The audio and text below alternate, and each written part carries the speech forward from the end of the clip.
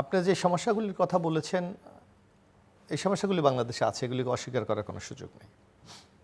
এখন বরং আরেকটা নতুন যোগ হয়েছে, আপনি যদি সেটা হলো বন্যা। এখন অতিবৃষ্টিতে বন্যা, যেমন চট্টগ্রাম শহর অনেকটা তলিয়ে গেছে, রাঙ্গামাটি দেখলাম সর্বশেষ মাটি ধসে মানুষ মারা যাচ্ছে, রোহিঙ্গা ক্যাম্পে বন্যা, জলাবদ্ধতা, এদিকে সিলেট অঞ্চল হচ্ছে। সুতরাং এই সিজনটা একটু সংকটের সময়।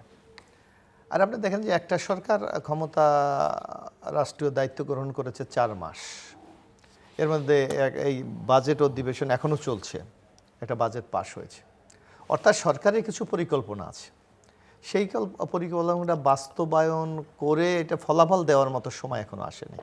আপনি দেখবেন এই সরকারটা যখনই দায়িত্বটা গ্রহণ করেছে তখন হামের একটা ব্যাপক প্রাদুর্ভাব দেখা দিয়েছে এবং প্রায় 600-র মতো কিন্তু শিশু মারা গিয়েছে।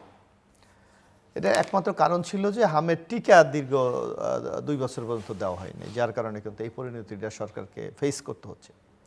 তারপর অর্থনৈতিক ক্ষেত্র যেই আপনি বললেন যে মুদ্রাস্ফীতি বেশি, মূল্যস্ফীতি বেশি, এইটা হওয়ার এইটাও তো আপনার কারণ যেই পরিমাণ এই সিজনটা যে পরিমাণ সরবরাহ দরকার ছিল সেটা অনেক ক্ষেত্রে হয়তো পারা যাচ্ছে না, বা যোগাযোগ বিচ্ছিন্নতা, কৃষকরা যে ফলবে সেটাও এখন সেই ধরনের প্রস্তুতিও এখন পুরোপুরি নিতে পারেনি, যার জন্য একটা বাজেট নতুন হয়েছে। সুতরাং এই বাজেটের মাধ্যমে আপনি দেখবেন যে সরকার বেশ কিছু টার্গেট নির্ধারণ করেছে, কিভাবে মুদ্রাস্ফীতিকে নিয়ন্ত্রণে আনা যায়, কিভাবে আপনার এই যে আপনি যে রোগগুলির কথা বললেন যে হাম, আমাদের ডেঙ্গু, এগুলিকে কিভাবে কন্ট্রোল করা যায় সেইটার জন্য সরকারের যে পদক্ষেপগুলি এগুলো নিয়ে, যেগুলো এখন রাতারাতি তো আর এই ফলগুলি দেখা যাবে না।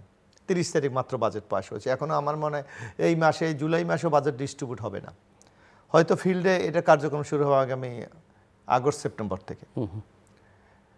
তো এই জন্য কিন্তু এবার সংসদে একটা নতুন দাবি উঠেছিল যে আমরা এমন সময় বাজেটটা পাশ করি যে যখন একটা প্রতিকূল একটা আবহাওয়া তখন থাকে। সেটা তো অনেকদিন ধরে আলোচনা হচ্ছে যে অর্থ বছরটা চেঞ্জ করে ফেলা করতে পারলে এই পরিস্থিতি এটা হয়তো এটা ফেস করতে হতো না, কিন্তু এইটাও তো সবার একটা ঐক্যমত দরকার আছে।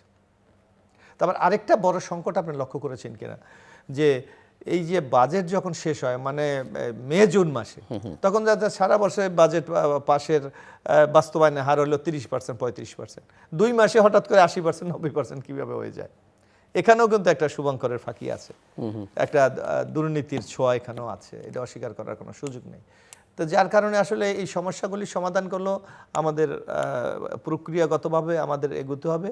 এবং এই সরকার দেখবেন যে এবার স্বাস্থ্য খাতে বেশ বাজেট বাড়িয়েছে, শিক্ষা খাতে আমরা বাজেট বাড়িয়েছি, আমাদের সোশ্যাল যে সেফটি নেটওয়ার্ক আছে সেখানে আমরা এবার বাজেট বাড়িয়েছি।